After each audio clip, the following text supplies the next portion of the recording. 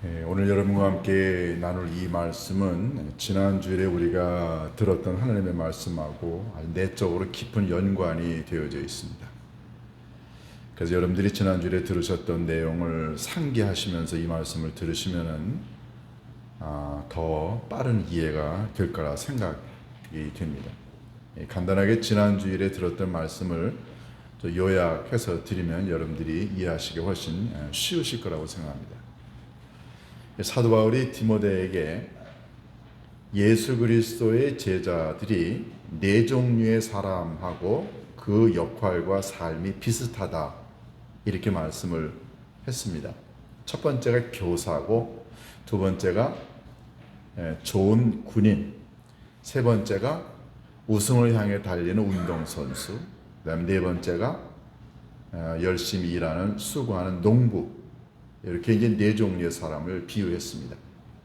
여러분과 제가 말씀을 누군가에게 가르치는 교사의 역할을 해야 되고, 두 번째는 여러분과 저는 부르신 사령관을 기쁘게 해주기 위한 좋은 군인이 되어야 되고, 세 번째는 앞에 있는 상급을 바라보기 위해서 열심히 운동을 하는 운동선수여야 되고, 마지막은 많은 그 곡식을 얻기 위해서 수고의 땀방울을 흘리는 농부여야 된다.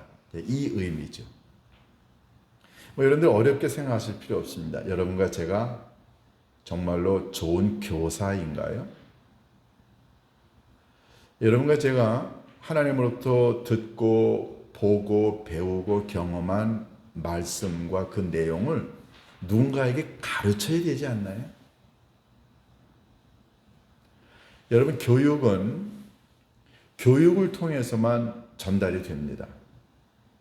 여러분과 제가 신앙생활을 잘한다라고 하는 말은 우리들 자신이 하나님과의 관계가 올바른 것도 중요하지만 내가 배우고 경험한 내용을 누군가에게, 적어도 자녀들에게, 가족들에게, 가까운 사람에게는 전달하고 가르쳐 줘야 되지 않나요? 이게 이어져야, 세대가 이어져야 복음이 전수가 되지요. 만약에 중간에서 이걸 제대로 역할을 못하게 되면 끊어지지 않습니까? 제가 이렇게 신앙생활 하면서 많은 그 분들을 만날 때마다 좀 안타까운 게 뭐냐면, 부모 세대가 굉장히 많은 믿음의 그 경험을 가지고 있는데 그게 자녀 세대까지 제대로 연결이 되지 않아서 중간에 끊어지게 되면 너무 안타까워요. 복음이 끊어지지 않고 연결이 되려면 이게 부모가, 적어도 우리가 듣고 경험한 하나님의 말씀을 전달해주는 멋진 교사가 되어야 되죠. 원래 제자라고 하는 말은 따르는 사람이라고 하는 뜻도 있지만 제자는 배우는 사람입니다. 그럼 배우려면 우리가 누군가에게 전달해 주는 사람이 있어야 되죠. 참 중요한 얘기를 사도 바울이 합니다. 그래서 사도 바울이 디모데에게 너는 내게 들은 바 진리의 말씀을 잘 전달하라. 여러분과 제가 교사가 되어야 된다고 하는 말 참 중요하죠. 두 번째는 멋진 병사가 되라. 군인이 되라. 고 이야기합니다. 이 군인은 뭔가를 지키는 사람이죠. 여러분과 제가 하나님의 말씀으로 교회를 지키고 내 가정을 지키고 작게는 우리들의 영혼을 지켜야 되죠. 우리를 무너뜨리려고 하는 적들이 얼마나 많습니까? 요즘에는 이 문화라고 하는 옷을 입고 사탄이 얼마나 개인과 가정과 나라를 공격해 옵니까? 요즘에 우리나라 차별금지법, 동성애법, 수없이 많은 법들이 우리 기독교인과 교회를 지금 공격해 들어오고 있지 않아요? 우리 이거 지켜야 되지 않습니까? 이 영적인 싸움 아닌가요? 그래서 우리 그리스도인의 싸움은 혈과 육이 아니다. 혈과 육은 누굽니까? 이게 사람이에요, 사람. 혈육, 가족일 수 있고 친구일 수 있고. 여러분과 저의 싸움의 대상이 가족이고 이웃이면 이거 얼마나 비참한가요? 여러분과 제가 싸워야 될 영적인 상대는 이게 공중의 권세 잡은 자 사탄 아닌가요? 그래서 여러분과 제가 두 번째로 중요한 것은 영적인 군인이 되어야 된다. 맞습니다. 세 번째, 사도 바울은 디모데에게 너는 상을 받기 위해서 규칙을 잘 따르는 운동선수가 되라. 여러분과 저는 운동선수입니다. 뭘 위해서요? 앞에 있는 상급을 받기 위해서 믿음을 지키고 선한 싸움을 싸우고 달려갈 길을 다 달려가는 사도 바울. 여러분과 제게 아버지 하나님이 주시려고 지금 결승선에서 상급을 준비해 놓고 계시죠? 우리 그거 받기 위해서 달려가는 영혼의 운동선수 맞습니다. 세 번째는 사도 바울은 수고하는, 네 번째는 수고하는 농부 얘기를 합니다. 여러분과 저는 성령의 9가지 열매든 아버지 하나님이 마련해 주시려고 하신 상급이든 간에 관계없이 영적인 열매를 얻어야 되는 농부입니다. 근데 이 농부라는 사람이 매일 술 먹고 놀러 다니고 게으르고 나태하면 언제 곡식을 거두나요? 그래서 우리는 눈물로 씨를 뿌리는 자는 기쁨으로 단을 거두고 돌아오리라는 말씀처럼 눈물로 씨앗을 뿌리고 땀을 흘리고 헌신하는 영적인 농부 맞습니다. 이 네 가지가 교사와 군인과 운동선수와 농부가 여러분과 제가 닮아야 되는 아름다운 거예요. 지난주에 저와 함께 말씀을 들었던 내용입니다. 그런데 오늘 본문에서 사도 바울이 8절에서 이런 얘기를 합니다. 다윗의 씨로 죽은 자 가운데서 다시 살아나신 예수 그리스도를 기억하라. 사도 바울이 난데없이 예수님을 기억하라. 갑자기 얘기가 나온 게 아닙니다. 이 앞절에 있는 네 종류의 사람과 죽은 자 가운데서 다시 살아나신 예수 그리스도를 내적으로 연결을 시키면서 우리들에게 너희들 죽은 자 가운데서 다시 살아나신 예수님을 기억하라 라고 합니다. 그럼 이게 앞절에 있는 이 네 종류의 사람과 죽은 자 가운데서 다시 살아나신 예수님은 어떤 연결이 있나요? 왜 우리는 예수님을 기억해야 합니까? 여기에 아주 깊은 뜻이 담겨져 있습니다. 여러분, 예수님이 죽은 자 가운데서 다시 살아나셨다라고 하는 건 뭘 의미하나요? 자, 죽은 자, 죽음은 인간에게는 끝입니다. 절망이고요. 희망이 없는 거예요. 그런데 예수님이 그렇게 십자가에서 죽은 것으로 절망했고 끝났나요? 예수님 죽은 자 가운데서 다시 살아나셨습니다. 그러니까 예수님은 절망과 좌절을 딛고 일어서셔서 살아나셔서 생명의 주님이 되셨어요. 그런 예수님을 기억하라는 거예요. 우리 보고. 그러면 이 앞절에 나와 있는 이 네 종류의 사람과 어떤 의미가 있나요? 예를 들어 볼까요?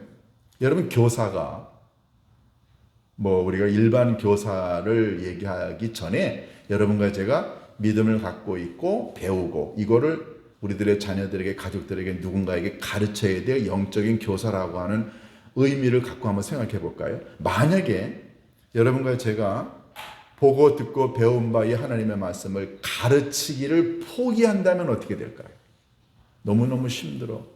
나는 아는 것도 없고 말주변도 없고 지식도 없고 내가 뭘 가르쳐? 만약에 여러분과 제가 그렇게 생각하고 우리들의 자녀들에게 누군가에게 복음을 하나도 가르치지 않는다고 한다면, 포기한다면, 그럼 어떻게 되나요? 그러면 우리를 통해 누군가가 복음을 들을 수 있는 기회가 아무것도 없습니다. 이게 절망하는 거죠. 포기하는 거죠. 예수님이 복음서에 보면 굉장히 많은 말씀을 가르칩니다. 천국 복음을 전하고 말씀을 가르치셨다고 그랬어요. 이 천국 복음을 전하고 가르치는 사역이 예수님의 사역이 굉장히 중요한 내용입니다. 그런데 예수님이 천국 복음을 전하고 가르칠 때 모든 사람들이 다 양팔을 벌리고 예수님 전해주세요 그랬나요? 아닙니다. 얼마나 많은 반대가 있었어요. 예수님이 증언할 때마다 말도 안 되는 소리, 예수님의 말씀이 하나님을 모독하는 말씀, 또 일반적인 유대 사람들의 상황에 맞지 않는 얘기들을 하니까 많은 사람들이 예수님의 말씀을 우습게 여겼어요. 뭐 오른뺨을 때리면 왼뺨도 대라? 이게 말이 되는 얘기예요? 예수님이 말씀을 가르칠 때마다 많은 저항과 반대에 부딪혔지만 사람들이 못 알아들었지만 예수님 포기했나요? 포기하지 않았습니다. 끝까지 증언했어요. 자, 군인이요. 훈련 받는데 나 너무너무 힘들어. 나 훈련 안 받을 거야. 만약에 그렇게 포기했다고 한다면, 그래서 체득이 된, 훈련된, 익숙해진 이런 군인의 자세를 갖고 있지 않으면 전쟁 나면 어떻게 됩니까? 다 죽습니다. 군인이 아무리 힘들고 어려워도 계속 반복해서 훈련을 받아야 멋진 군인이 되듯이요. 근데 만약에 반대로 군인이 아무것도 하지 않았다 죽는 거예요. 포기하면 죽는 겁니다. 자, 예수님 영적인 굉장히 많은 도전을 받았어요. 뭐 유대 종교 지도자들 뿐만 아니라 로마 시대 사람들이 얼마나 많이 예수님의 복음 전파를 방해하고 했나요? 근데 예수님 포기했나요? 포기하지 않았습니다. 운동선수가요, 앞에 있는 상을 바라보고 열심히 자기 절제라고 훈련을 받아야 되는데 먹을 거 다 먹고 놀러 갈 때 다 놀러 가고 쉴 거 다 쉬고 아무것도 하지 않고 그리고 난 다음에 무슨 운동을 합니까? 그 운동 가면은 다 꼴찌합니다. 힘들고 어려우니까 난 안 한다. 이거 절망하는 거죠. 농부가 놀기 좋아하고 게으르고 나태하면 그러고 싶지만 그랬다가는 아무것도 얻지 못합니다. 여러분, 이 네 종류의 사람이 힘들고 어렵고 고난당한다고 해가지고서는 다 포기하면은 교사도 될 수 없고 군인도 운동선수도 농부도 되지 못합니다. 똑같은 원리예요. 예수님이 복음을 증언할 때마다 반대파에게서 그리고 돌팔매질을 당하고 뺨 맞고 침뱉음을 당하고 배척당하고 심지어는 예수님 형제들에게서 고향에서도 예수님 배척당했어요. 그럴 때마다 예수님이 나 못하겠어. 나 더 이상 안 해. 나 힘들어. 예수님 포기했다고 한다면 그럼 어떻게 됐을까요? 사도 바울이 이 네 종류의 사람을 이야기하면서 그들이 고난과 아픔과 절망과 유혹과 게으름과 이런 많은 도전 가운데서도 그걸 끝까지 가야 교사가 되고 복음이 전파가 되고 군인이 되고 운동선수가 돼서 상금을 받고 농부가 그렇게 해야 곡식을 많이 얻을 수 있는 것처럼 예수님 죽음과 절망과 고통과 아픔과 반대가 있었지만 예수님 그거 다 이기시고 어떻게 하셨어요? 죽음 가운데서 다시 살아나셨다는 거예요. 그 예수님을 기억하라는 겁니다. 여러분과 제가 신앙생활 하다가 힘들고 어렵다고 포기할 수 있어요. 절망할 수 있습니다. 게으르고 나태해지고 싶은 때가 왜 없겠어요? 내가 이렇게 하는데 알아주는 이 없고 박수 쳐주는 이 없고 뭐 돌아오는 거 아무것도 없고 내가 아무리 열심히 기도해도 뭐 병이 낫지도 않고 또는 뭐 사업이 더 나아지지도 않고 아무것도 돌아오는 게 없다고 생각하면 우리 어떻게 합니까? 내려놓고 싶어요. 절망하고 싶고 도망가고 싶고.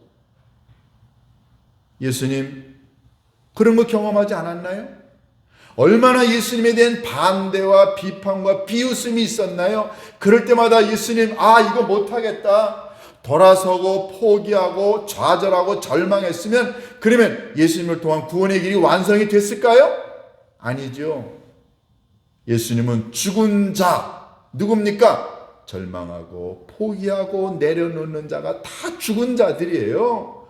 교사가 힘들다고 복음 전하지 않고 가르치지 않고 병사가 힘들다고 훈련받지 않고 운동선수가 힘들다고 훈련받지 않고 농부가 힘들다고 게으르고 나태하면 다 죽는 것처럼 예수님도 그런 고난과 아픔이 몰려왔지만 도전을 받았지만 예수님 포기하지 않았습니다. 그래서 사도 바울은 이야기합니다.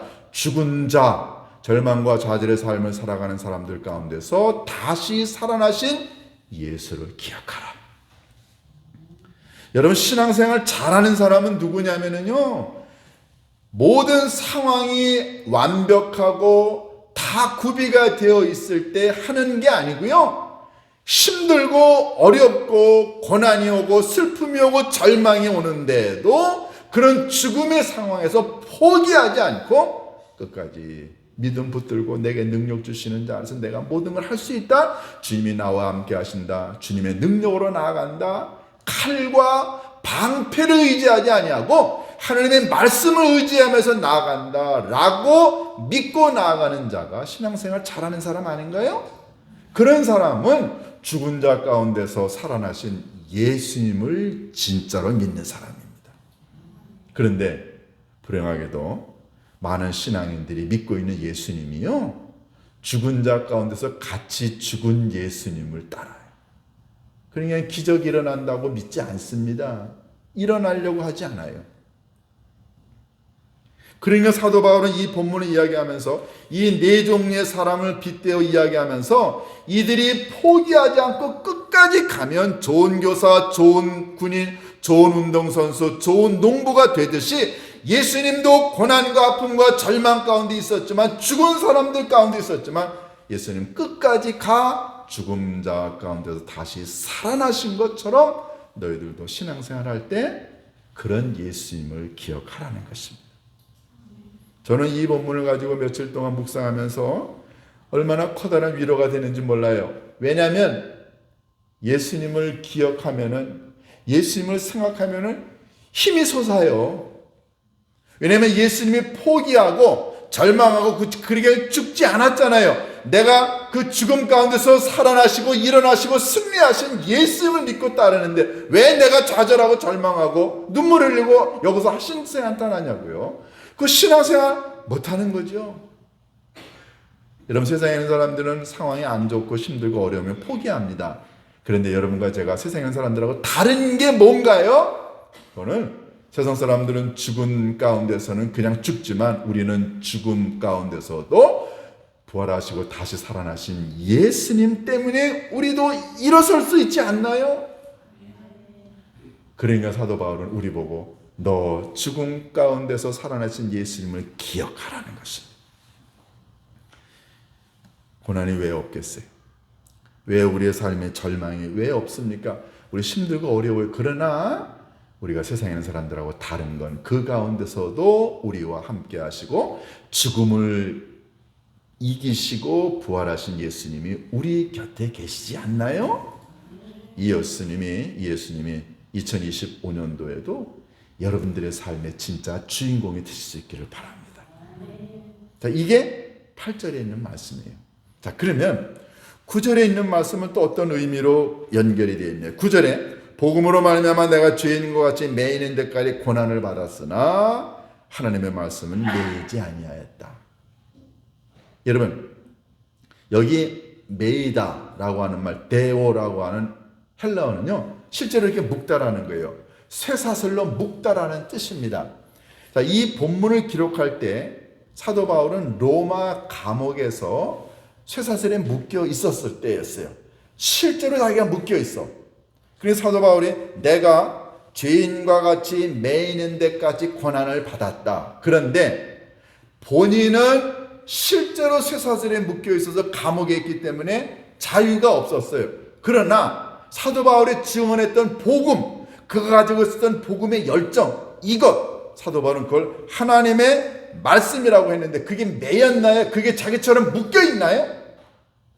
사도 바울이 감옥에 있으면 하나님의 말씀도 감옥에 묶여 있나요? 아니잖아요. 여러분, 만약에 운동선수가 나 아무리 운동해도 나 1등 못해. 군인이 나 아무리 훈련받아도 나 저렇게 멋진 용감한 군인이 못돼. 농부가 나 아무리 농사 져도 소출을 얻을 수가 없어. 만약에 그렇게 생각하면 이 사람은 영적으로 정신적으로도 묶여있는 사람이에요. 묶여있으니까 훈련 못 받아. 못 받는 게 아니라 이 사람은 안 하는 거예요. 나는 할 수 없어. 나는 아무리 노력해도 안 돼. 직장도 건강도 자녀도 안 바뀌어. 이거는 스스로를 묶어놓는 거예요. 그런데 사도 바울은 얘기합니다. 나는 육체는 내가 지금 쇠사슬에 묶여 있어서 감옥에 있어. 그렇지만 내 안에 있는 하나님의 말씀은 묶이지 않았다. 여러분과 제가 살면서 건강이 나빠서 건강에 묶여 있을 수 있고, 사업이 힘들고 어려워서 묶여 있을 수는 있어요. 그렇지만 우리의 마음과 우리의 영혼 속에 담겨져 있는 하나님의 말씀은 묶이지 않아야지요. 그런데 내가 힘들고 어렵다고, 내가 고통당하고 중병에 걸렸으니까 사업이 안 되니까 재정적으로 어려움이 많으니까, 그러니까 하나님도 이런 상황에서는 나를 도울 수가 없어 라고 생각한다고 한다면, 그 사람은 육신에 묶여 있는 것뿐만 아니라 믿음도 영혼도 묶여 있는 거예요.